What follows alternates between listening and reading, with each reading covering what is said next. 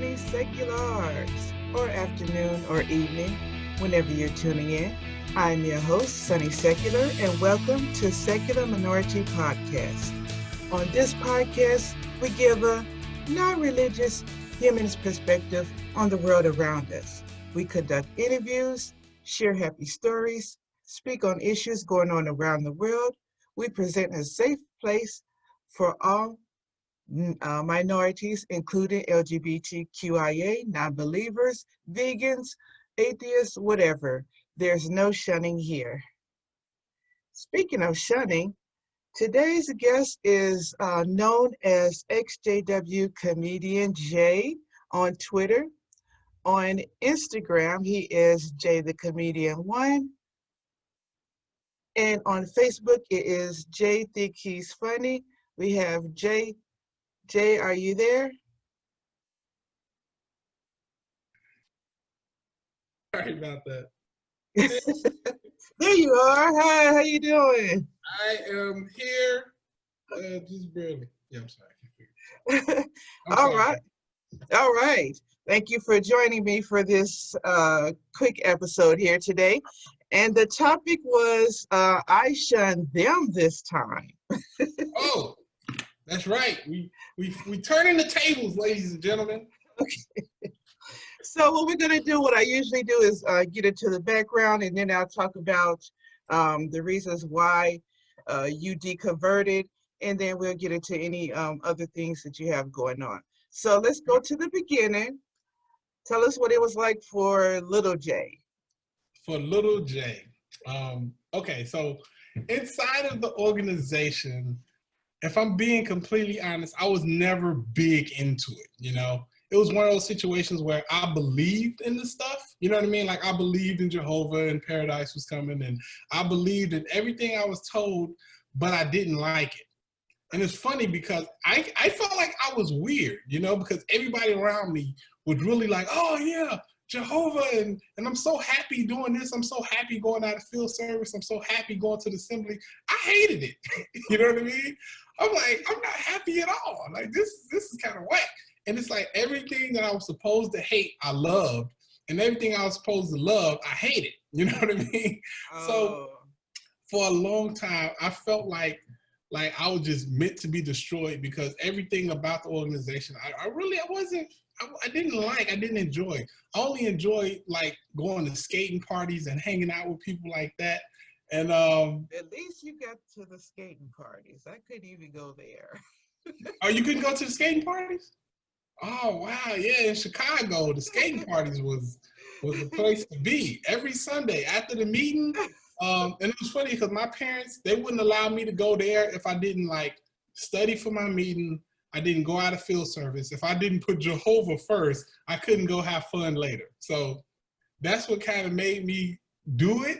Yeah. Because I definitely didn't want to do it on my own, you know what I mean? So while coming up, I battled with this routinely. Now, I had a clique, a squad that I called the Double Life Squad. We called each other the Double Life Squad because we lived one way at the Kingdom Hall, and we lived a totally different way outside Kingdom Hall.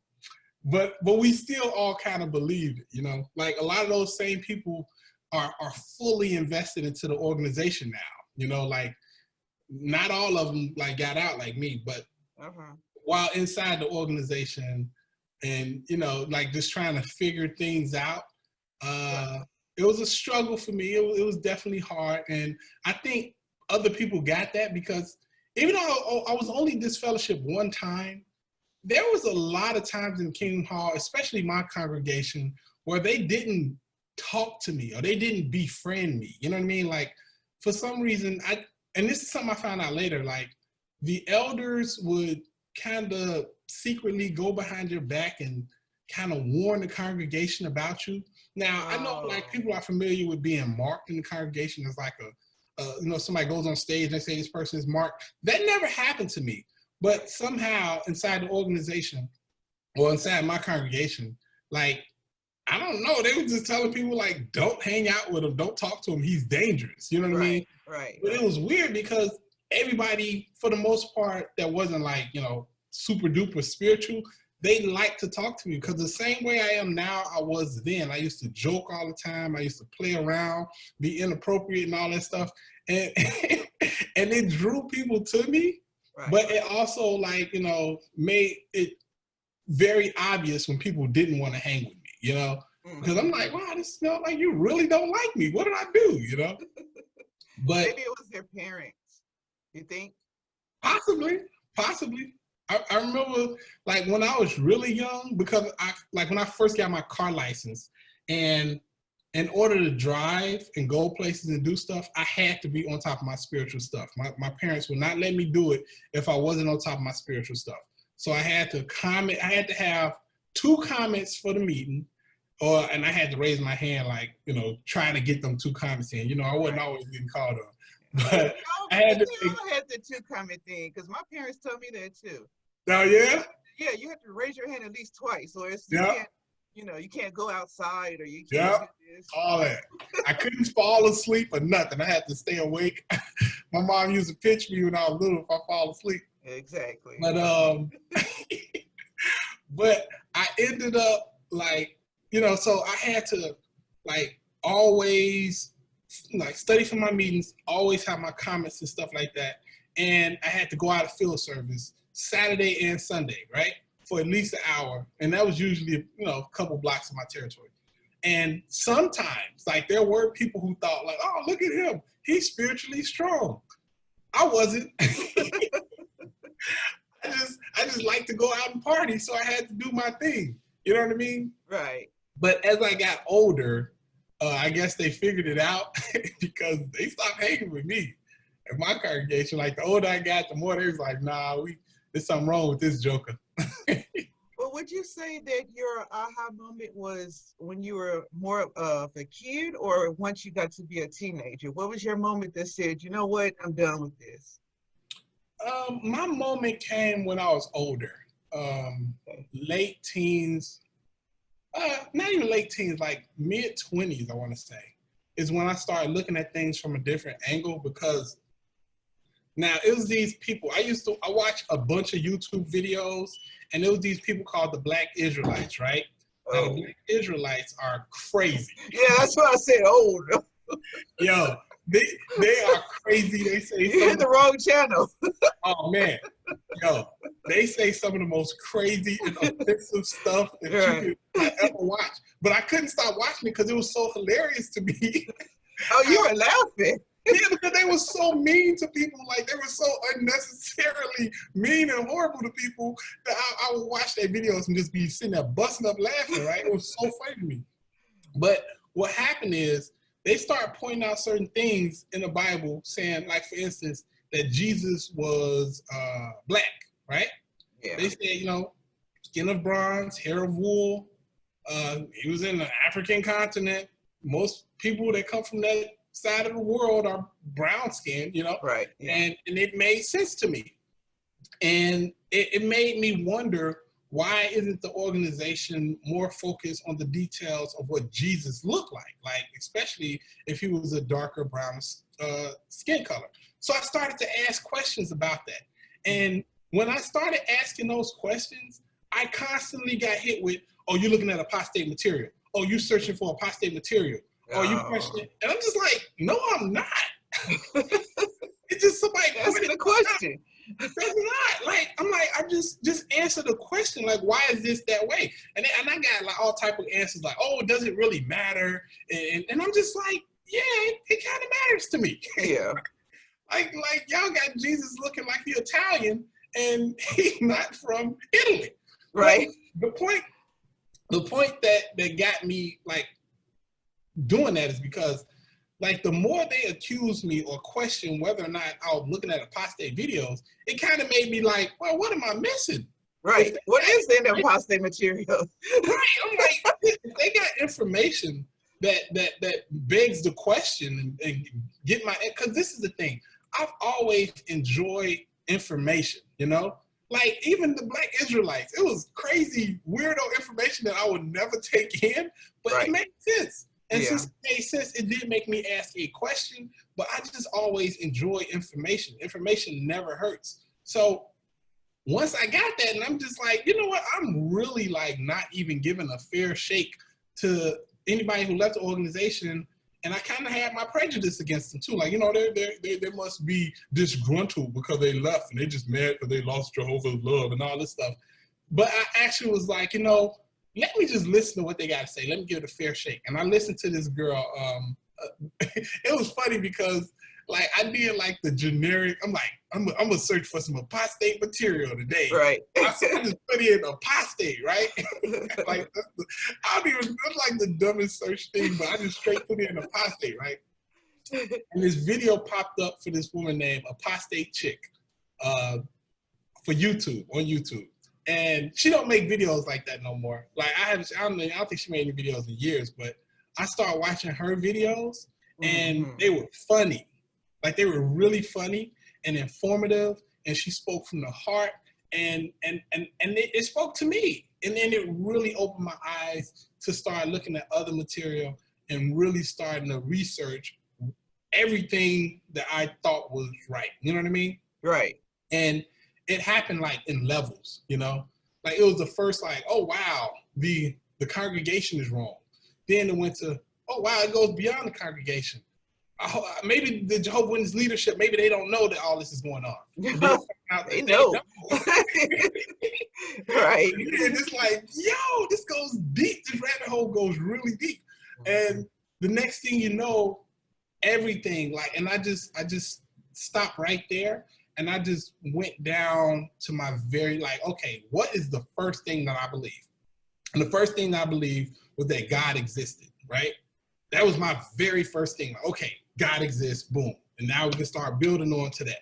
Right. And I started to question that. And that is when it really was just like, so. Yeah. It was a long, it probably took me, like I say, when I finally left, when I was really gone, when I was like 27, 28. That's when I was like completely done, you know? So it started when I was like, I want to say my eyes started opening up when I was like 24, 25, and I was fully done with it when I was like 27, 28. Okay, so when you finally said you were done with it, did you have backlash from, well, of course, they probably said they couldn't speak to you. Did you get shunning from friends and family or just family? Well, this is the thing. I faded away because I don't even know if you can consider it fading. Can you explain fading for people who don't know? Well, fading from the Jehovah's Witness organization is you slowly leave. It's not a quick, abrupt, just never show up to the hall again, don't ever talk to me about it. It's just, to be able to still have contact with your family and friends, you don't let them know what your plans is, and you just slowly transition your life away from Watchtower. That's pretty much what fading is. And the reason I say I don't even know if I faded is because I kind of did abruptly stop going, but at the same time, I was still willing to talk to people and voice my opinion, but not in a way that was too controversial, like I am now. That's out the window, right? Yeah, that's done. That's done. But weirdly enough, I'm not being shunned right now, which is weird because my sister, who was this fellowship, she just recently came back, but she was being shunned the entire time she was this fellowship. And now my family, they know that I'm not, like, I speak out against Watchtower stuff, and they still talk to me. We don't talk about that. Right. You know what I mean? And the thing is, like, when they do ask me certain questions, like I know my mom asked me certain questions, and she's so indoctrinated to whereas, like, I feel like certain people who've been in for a certain length of time, they're so invested. Yeah. That they can't let go. Right? Yeah, they can't. Because they don't want to face the fact that their whole life is based on basic bull crap. Exactly. And after you put in that much time, energy, effort, sacrifice, and then just to find out in the twilight years of your life that it was all for nothing, it's a pill that I don't even want to make her swallow. You know what I mean? Right. Like, it's like, if you happy, because I know, like, all her, of course, you know, when you're a Jehovah's Witness, all your friends got to be Jehovah's Witnesses. all your help, your social network has to be Jehovah's Witnesses. So at this point in her life, for her to have to start over, I don't know if she could do it. I don't even, like, man, I would like for her to have that mental freedom, but I don't know if she could do it. So it's just one of those things. Do you have the sneak speak? That's what I call it, because I have family members that talk to me, but I know that they don't think they should be talking to me. You know what I mean? Like it'll be a text or a quick call. You know what I mean? As if they're sneaking. I don't think I get that I kind of get it. I kind of it's the speak. Right. Like they speak to me, but they will not go there. Right. If they feel it going there or something like that, they'll either go. Shut me up, or they'll leave. Like I remember my sister was moving out of her house, and and we were all over there. Everybody was over there helping her move. And somebody was like, where is she at? Where is she at? And somebody was like, oh, she's out of field service. And I was just like, what? And my other sister, she walked up to me. She said, Jay, you better shut your mouth. I'm like, okay, I'm shut it up. I'm gonna be quiet. I'm gonna go ahead. I'm gonna let her do her thing. I'm gonna let her rock out. But y'all just know where I stand with all right. But yeah, so that was, oh my God. And it's crazy because I get so many people who call me or who send me messages on YouTube or email, and they just tell me how I help wake them up and how I help them get through a hard time, or I help bring attention or make them think about something that they never thought about before. But I can't get my own family members out. It's so frustrating. It's like it's so many people that was like, yo, you help me. But I'm just like, man, I want my mama to be free. I want my sisters to be free. Right. They don't listen to me though, man. They don't listen. Now, how many years was it between the time that you completely left and before you used the A word, atheist? Because a lot of people, they feel like, oh, atheist, there's no black atheists out there. And I'm like, yes, there is. In every state, there is. Yeah. How many years did it take you to become atheist? To know to use the word out on the open, atheist. Let me see. So when I remember, I told you I went back and I questioned whether or not God, all right now, and I just started to look at all the evidence, and it was a real deep dive, and it took me like a year to really just look at everything and to say, okay, I'm gonna make my decision. The funny thing is, after I looked at everything, I was still kind of like, okay, it seems like you don't exist, but since I want him to exist, I want him to, you know? Yeah, like, I think that's a lot of people too. Yeah, like I couldn't just accept that he didn't exist because I wanted him to, right? So I did a test. It was the dumbest test in the world, but it made all the sense, but it made so much sense to me. And this is what I did, right? Okay. So I went inside of a room. I put a table in this room, right? I closed all the windows. I made sure there was no wind or anything blowing inside the room. I took a piece of paper and I put it in the middle of this table. And then I prayed. I said, God, if believing in you saves my life, and I know that you want my life to be saved because you love me, right? According to the Bible, you love me more than anything in the world. I just need you to move this piece of paper. Just move it a little bit, just to let me know that you're there. Just let me know that you're there and you can save my life. I will listen. I will ignore all the other stuff. I will worship you. The jury's out on Jehovah's Witnesses, but you, I could just help me. Just do this for me. It was a passionate prayer. I think I might even like teared up a little bit. Like, please, come on, just move this paper a little bit. All right. 20 minutes later, that paper didn't move at all. Didn't move, not a little bit. Not even a little bit. Not even a little bit.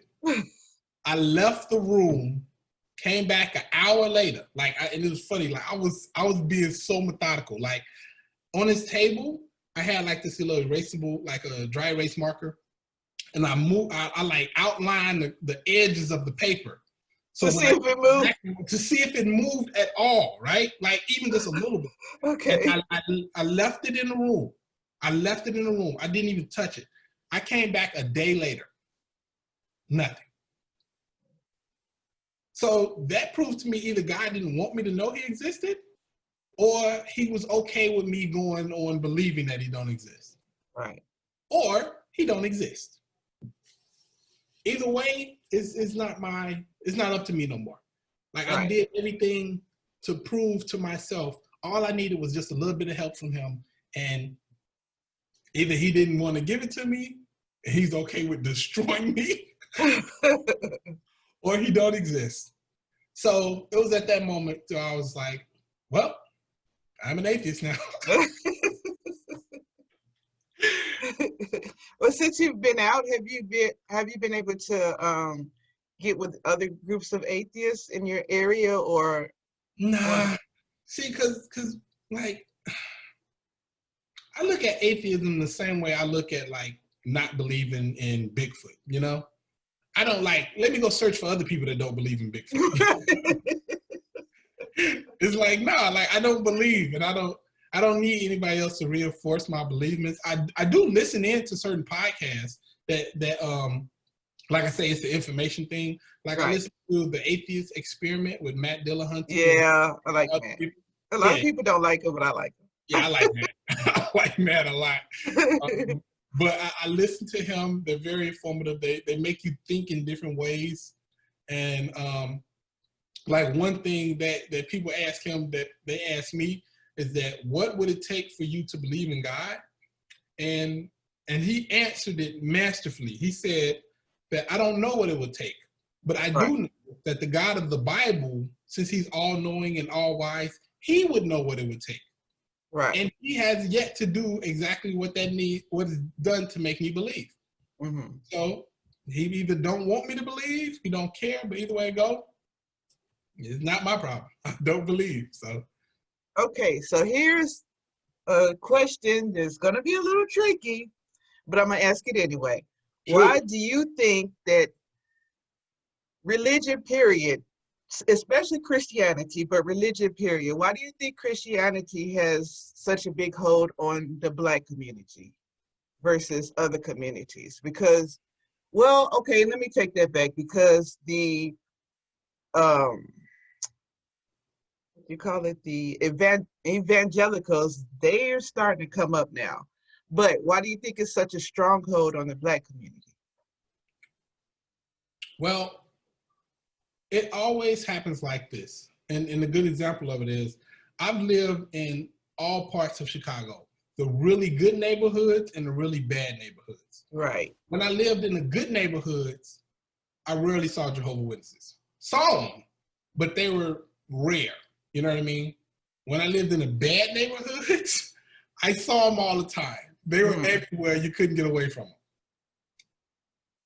When people do not have that much access to wealth and that much access to live comfortably, the Jehovah's Witnesses, they really excel when it comes to people who need hope, or people who need something to believe in, or somebody who's struggling, or somebody who's weak, like they just lost a relative, or they just lost their job, or something like that. When you're in a state of poverty, it's prevalent. They have a ton of opportunities to take advantage of that. Right. So religion is like that too. Like if you listen to a lot of like religious stories, you'll hear people like, you know, I was on drugs and I was in a low place in my life, and then God came to me then. You know? Now it could have just been a coincidence that, hey, you know, somebody was doing their preaching work and you just was having a bad day. You're like, oh, God sent you to me. You know? Exactly. Yeah. Yeah. But religion itself, it has a grip on the entire world. And now this is just my belief personally, but I believe that religion is necessary for a society that wants to go to war from time to time. You know what I mean? Because if you have a bunch of people that don't believe in God, you know what I mean? And don't believe in an afterlife and stuff like that. It's really hard to get them to give up their life for something, you know what I mean? Right. You need to explain to me in detail exactly what I'm giving my life up for. You ain't gonna just tell me to go storm that castle over there and right. just die, you know what I mean? But if you can, all you gotta, and it's the quickest way to unify people. If a bunch of people surrounded you and they was gonna beat you up and you said, hey, would God want y'all to do this? Even though those people may not even know each other, they'd be like, well, you know, God probably won't want us to do this, you know? Well, so not nowadays. They use God as an excuse. Yeah, they do that too. God told me to beat you up. Yeah, they definitely do that. But it's just one of those things to whereas religion is so entwined with politics and government, you know what I mean? Yeah, and it shouldn't be. It definitely shouldn't be, but they wield it as another tool of power, you know? Because if you got people who, like black people in general, black people suffer in this country. Black people and brown people around the world, they suffer very, very much. And as long as they're saying, no, you know what, I'm gonna let go and let God, then they're not doing what they need to do to get under the thumb of their oppressor. You know what I mean? They're saying, no, God will take care of it for me. You know what I mean? So, but if people were to say, you know, God don't exist and I got to get out of my own funk, then they'll do it. Like if I were to put somebody in a room and I gave them a sledgehammer and I say, look, whatever you do, don't knock this door down. I'm going to send somebody to open the door for you. The sledgehammer is to protect yourself once you leave. That person to stay in that room possibly for a really long time waiting for that person to come save them. Even though they never seen the person or talked to the person, they just going off my word, you know, there's another person to come. But if I put somebody in a room with a sledgehammer and told them, you're going to die in this room unless you figure out a way out, and then I leave and shut the door, they'll be out that door in 2 seconds. Because they're not putting their safety and their salvation on somebody else. When they put the onus on themselves, then they can move forward. That's not a great thing, you know, for government to have a bunch of people who are like, well, it's on me to figure this out. Because once people start doing that, they get together, they start changing legislation, they start marching, you know what I mean? Like, once people stop putting their salvation and faith in somebody else and they put it on themselves, things start to really change then, you know? So religion kind of diverts that a little bit.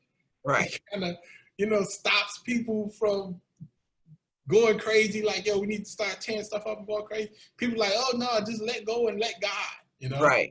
And they keep them which basically means don't do anything. Yeah. Just sit there and take it until God comes and saves you. Even though it's been pretty proven that he hasn't come save us yet. It was 400 years of slavery. And he still hasn't come. So now both of us, we follow each other on Twitter, and I want to talk about Twitter specifically because I've seen a lot of comments where people will say, well, we can understand that the struggles of what Black people used to have, but it's 2020. There's no such thing as systemic racism. How do you feel about that? It's kind of funny how I feel about that, because on one hand, I know there's systemic racism as far as like systems set up for Black and brown people to not prevail. But there's also, like, okay, let me put it like this. There are people out there who are racist, right? But I would say your average human being, for the most part, is not racist. But this is what they are. If you look at a Black or a brown person, for the most part, without, you know, making an overall generalization, a lot of Black and brown people in this country and around the world come from a state of poverty, right? So when you get pulled over by the police, let's say a police pull over a white person, right? The police are not going to shoot them as quickly. They're not going to be as disrespectful and mean to them. And they're not going to put them through what they would put a black or brown person through. Now, why is that?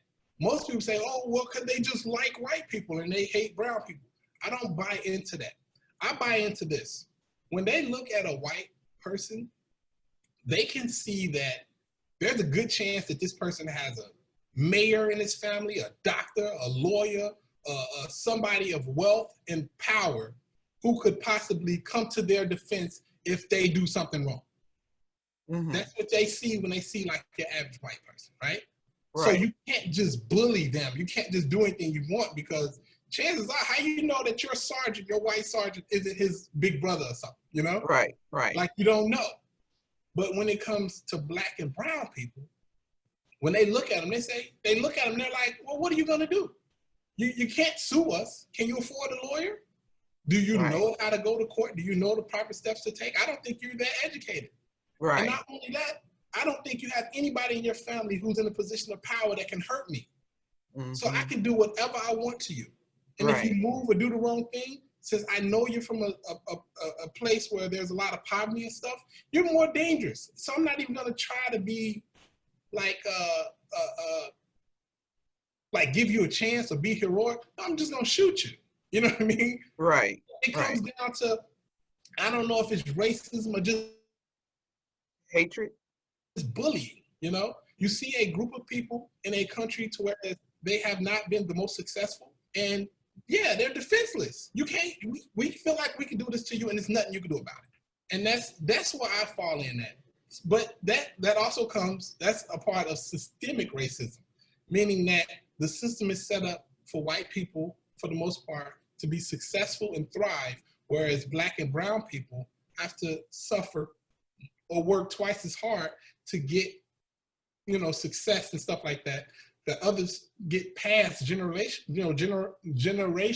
you know? Right. When my parents died, they left me with nothing. Well, not my parents, because my mom's still alive, but my dad died, left me with nothing, you know? And it's like that with a bunch of my friends. Mm-hmm.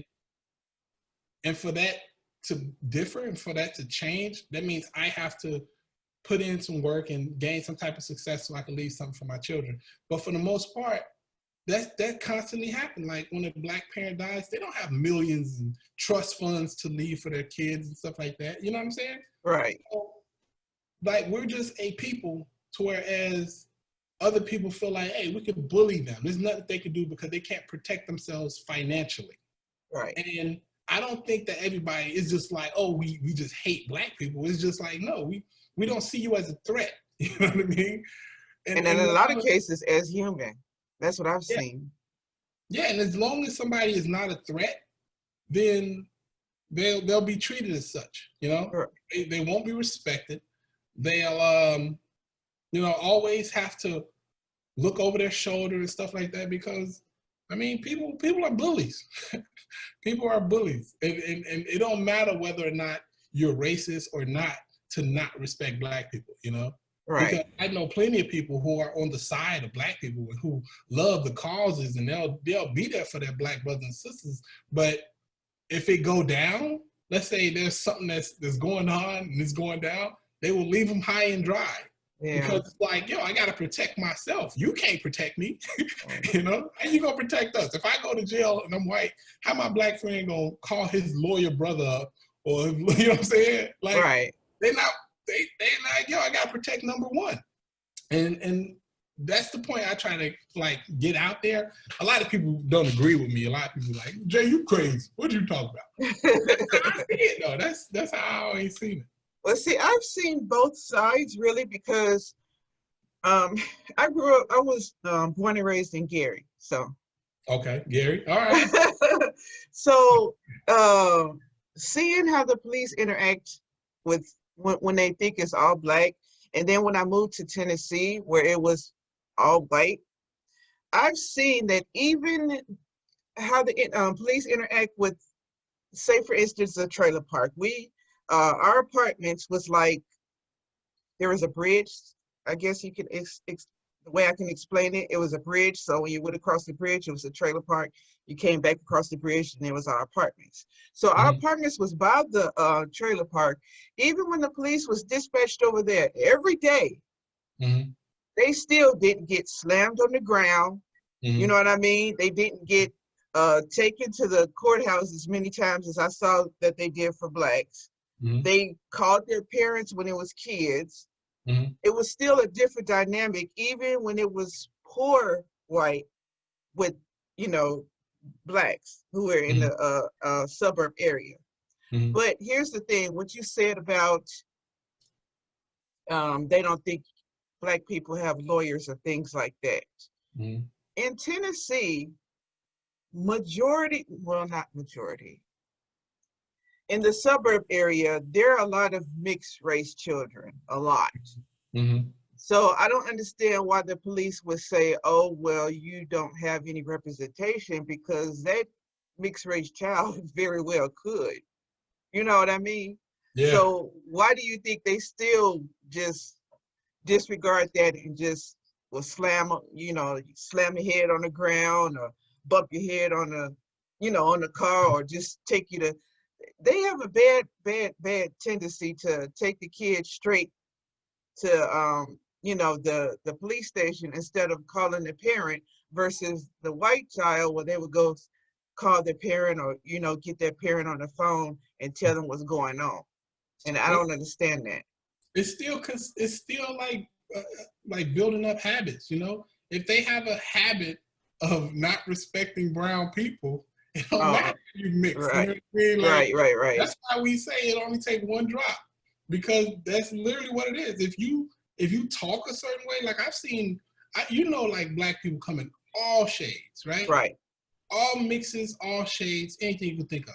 If you carry yourself in a way that most people would look at it as like this person is African American, or this person is a descendant. Like I've seen white people who kind of behave like African American. You know, yeah.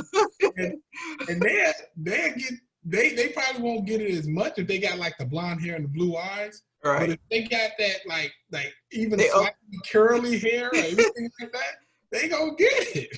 They gonna get it. They get it just the same, because it comes a point where it's just a habit. You know what I mean? Like this happens over a period of time. This is how they're used to treating people. Like they see a white person, they treat them this way. They see a black person, they treat them this way. You know, like, and I don't even know if it's in their like they do it like with forethought. I just think it's ingrained in them. Like when you look at the news and you look at like just different reporting, black people have a tendency in movies, TV shows, just anything you see, black people are always put in a negative light. You know what I'm saying? Right. It happens a lot. And if that's what you're exposed to for your entire life, when you grow up and become a police officer, yeah, you automatically think. Yeah, and this is not, and I can't even say it's like just white officers. Like black officers, I think sometimes are even worse, because, like I say, if you got to work twice as hard to achieve, yeah, they have to prove something. They have to prove that they're on the side of the police. They have to prove it. And one of the best ways to do that is when you meet your black brother and sister, beat them down. Beat them down. Show them, look, nah, I'm not with them. Right. You know? So it's a big thing, and it's a lot of thinking that goes involved. Like it's one of those things whereas people got to look at things logically, psychologically, and really think about it, you know, because like black people for a long time in this country, they're put in the area and they had to fight for resources. So like, why is there so much shooting and violence in the black neighborhood? Well, we built up a habit of having to fight each other for resources. Right. For years, for a very long time. So, and then the news don't miss a story, you know, 10 more black people were killed today by other black people. And you know what I mean? And we build up a habit, like generation after generation, of hurting each other, you know? Right. And once that happens and it becomes habit, we make songs about it. We make movies about it. We constantly like, you know, because I see it quicker, like if a white person came to a black neighborhood, they'll be safer there than a black person would. Yeah. Because it's like, yo, if you shoot that white dude, you know the police is not, they're going to turn over every stone. Right. They're going to kick in every door to make sure you get caught. But if you kill a black person, just another black person, you know? Right. So this is the situation we're in right now in the country. And to fix it is going to take each individual person to look at the situation, recognize it, and then move forward knowing what it is. Because right. You can see the game. Once you know what's going on, you can play the game correctly. You know, it's like trying to play checkers in the dark. Right. You need to turn on the light so you can move and actually see what's going on. But if you're just moving around like, oh, you know, everything's everything, you're not looking at the bigger picture. So you have to recognize that one, the system is set up for black people to fail in this country. That's an obvious thing. Once you know that, now you can use the system to your advantage. Now you can say, okay, everything's telling me not to go to school. I'm going to go to school. You know, everything's telling me not to be healthy, not to, you know, put my body and not to seek finance, you know, like financial freedom and financial wealth. Like they telling me take my money and spend it on Jordans and cars and going to nightclubs and throwing it out the window. Like, I'm going to not do that. Right. I'm going to actually learn like financial literacy, and I'm going to keep my money in my pocket and I'm going to grow it. And when I die, I'm not going to say, oh, you can't take it with you, so you might as well spend it. No, I'm going to leave something for my kids and hopefully install in my kids something that they can leave for their kids. And we can start I can't say generational wealth. Generational wealth going forward, you know? And I'm glad you brought that up, because from me moving from one side of the United States to the other, I've realized some things that a lot of people don't realize. What you said a few minutes ago about, you know, the media or television telling you to buy Jordans instead of, you know, healthy food, that is based on where you live. I know it's a part of advertising, but people don't realize the commercials that you're going to get in Chicago is not the commercials you're going to get in LA. So, and then these documentaries that's, you know, been coming out recently, they spoke about these desert areas where there's no grocery stores for miles, only the corner store that has maybe a loaf of bread, you know, but it'll have potato chips, crackers, cookies, and then you're wondering why a lot of Black people have high cholesterol and diabetes and all of this stuff. It's because you don't have the same resources as others. And people say, oh, well, you're whining, just get out of the area. And you're like, how are you going to get out of the area if you don't have the education that you need? And everybody who does have the education is fighting for that one position. You know what I mean? Yeah. So I'm glad you brought that up. It is a different, it's different. Just put it like that. Yeah, absolutely. It's definitely a thing to whereas it's crazy how we do not have any large percentage of wealth in this country, but we spend a ton of money.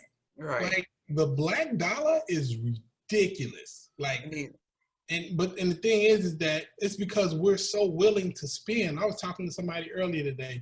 We don't really look at money as the goal. Right. We look at all the things we can get with money as the goal, you know? Right. Like most people are like, man, I want to get a Lambo, I want to get a house, I want to get all this, that, and the third. When rich people are like, yo, I want to get a lot of money. Like all that other stuff will sort itself out. The goal is to get money, because when your mindset is, I want to get all these things, you skip the whole make money to get it though. You know what I mean? You look at things because, and a lot of people, when you look at things that way, you skip over the money. Like somebody I was talking to, they make a nice amount of money. They're living at home with their parents, but he's always broke because every time he gets money, he buys Jordans or he buys like this other stuff. When I'm like, you know, you can still buy Jordans, but you could also have money. Like instead of going to buy Jordans, stack that money up. Take some money and pay yourself, and no matter what, you keep that money, you build that up, and once you do that, you'll be able to buy some Jordans later and you'll have money in your bank account. You won't Right. be just broke every time. You know what I'm saying? So financial literacy is something that we really need to learn and really Yeah. think about. That Because those it's a- classes I think should be in school, but it's not. For a reason. Yeah.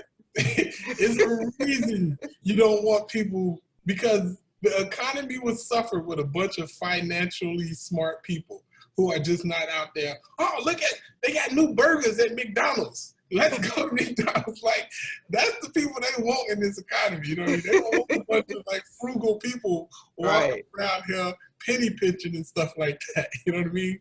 Well, all these advertisers are advertising and shoving so much money into advertising because they know how easy it is to get people to buy something. You know what I mean? Yeah. And adding financial literacy as a necessary course that everybody has to take, that means that people will come out of school knowing to save their money and not just spend it and throw it everywhere, and the money won't circulate as much. And it may hurt the economy, but it won't hurt you. Right. You'll have something to pass down. Yeah. Learning about assets and things like that. Exactly. So they don't want everybody knowing about how to be smart with money. they like, oh, we need a nice amount of dumb people with money. You know, we need people to get this money and send it right back out the door as soon as they get it. You know. Yeah. All right. Then going back to the religion, say you have somebody who's watching this broadcast or any other broadcast that's on YouTube. What kind of advice would you give someone who's younger or even older? What kind of advice would you give to them if they feel that they're questioning and maybe they want to get out of the religion? Well, what I would tell anybody is to always be open to research everything and to always move around with the thought process of, I could be wrong. Right. Always keep that. Even with things that you're 100% certain about, keep the thought, I could be wrong, because that lends you the opportunity to get more information, right? Like, let's say, for example, somebody comes up to me and they're like, white people are better than black people. Now, I don't believe that. And I highly doubt that anybody could make me believe that. Right. But I do want to see what information they've gotten to make them believe that.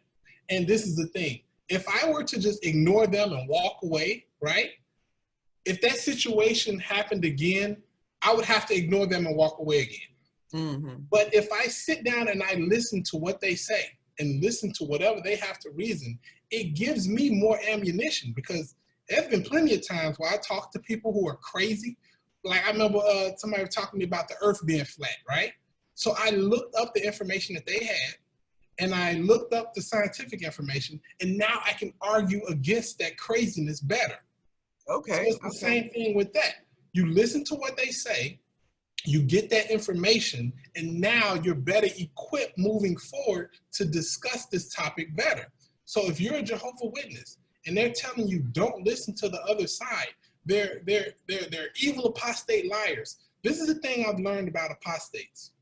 They don't lie, really. Like, there are certain people out there who just don't know what they're talking about.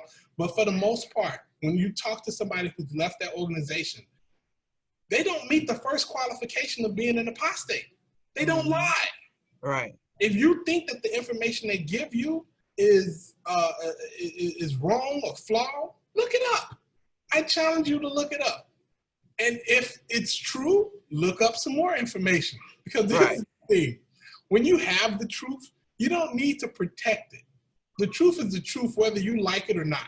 Exactly. Like, I can walk around and say, yeah, lions are the nicest creatures on the planet, and they don't bite, or they're very nice. I would like for that to be the truth. But I know for a fact that if I went and hugged the lion, I'd get my head ripped off. So it doesn't matter what you want to be the truth or what you like to be the truth. The truth is the truth, and you get the truth by doing what it takes to get the truth, by doing your research, by listening to every side. never be scared of getting knowledge, even if it's from somebody who you deem as scary. Oh, that's scary. He could trick you. I've never seen nobody get tricked and stay tricked. Right. Except for when there was Jehovah's Witness. That's but once anybody who wakes up from that, like once you wake up, you never go back. Never go back. So my advice to them would be get knowledge. Go and search for it. Like they say in the Bible, search for knowledge search for the truth as if it was hidden treasure. People aren't trying to just give you hidden treasure. You got to find it on your own, and you got to look high, low, talk to everybody. That's how you get to it. Right. So that's my advice to anybody. Just keep looking, keep getting information, keep asking questions, and you'll be all right. All right. And you have a second YouTube channel called Jay's Comedy Corner. Do you have anything coming out pretty soon on that? Well, on Jay's Comedy Corner, like, I don't know if you noticed, but I really enjoy comedy and making people laugh. Right. I don't have any projects. It's just usually like I run into something funny and I'm like, people will enjoy this. And it's separate from the Jehovah's Witness stuff. So I sometimes I keep it separate just for like entertainment sakes. Yeah. And like I say, it is a career that I would like to put more energy in later. Right now, it's just kind of like a passerby thing. And yeah, so yeah, that's my second channel. It's just me being silly, Like I'm silly on my other channel too, but it's just extra silliness. Extra silliness. Yeah. All right. I don't want to hold you too long, but before I let you go, do you want to give out some information of where you could be found or your merch? So I do have some new shirts coming out. I've got a shirt called Yunaskanamini. It's basically something that I say a lot in my videos. It basically means you know what I'm saying. I say Yunaskanamini. And people are like, yo, you should make a shirt out of that. So I got that merch coming out. I have I Faded already out. It's on Below the Collar /Jay the Comedian. Belowthecollar.com /Jay the Comedian. That's my merch store. Okay. My Instagram is Jay the Comedian 1. I post viral videos on there just because a lot of people find them funny, and I got a ton of people on there. I have a Facebook group called Cult Jokes, ex-Jehovah's Witness Recovery via Humor. And we just post funny, like, religious stuff on there. Okay. It's pretty ignorant, though. That was ignorant, like, really ignorant. Like, people post some crazy stuff on there. And yeah, my Twitter is ExJW Comedian Jay. And yeah, that's it. That's everything, I think. I just found you on TikTok. Oh, right. That's right. I just found you. I said, what? Another one? There's an ExJW there's an ExJW group that's on TikTok. Really? Yeah, it's not like on Facebook where it's like a group where you go to the group. It's just that everybody who's ExJW follow each other. Oh man, I gotta find that group. I found it. Yeah. On TikTok, it's Jay the ExJW Comedian. I'm rarely on there. I put a couple things on there, but yeah, I probably use TikTok the least, but maybe I'll do it more now. I know it's a group out there. I know Cameron on there. Cam, yeah, he on. Oh, Cameron, I didn't know that. Yeah, I found him. All right. Well, we've come to the end of this episode. If you're not following me on, if you're listening to this on the website, please be sure to go to the YouTube channel. If you're on the YouTube channel, please make sure you go to secularminority.com where you find the show notes, everything for the guest today, and the links will be down below in the description box. Don't forget to subscribe and share, and say it with me. I'm special, I'm smart, and I'm worth it. Peace.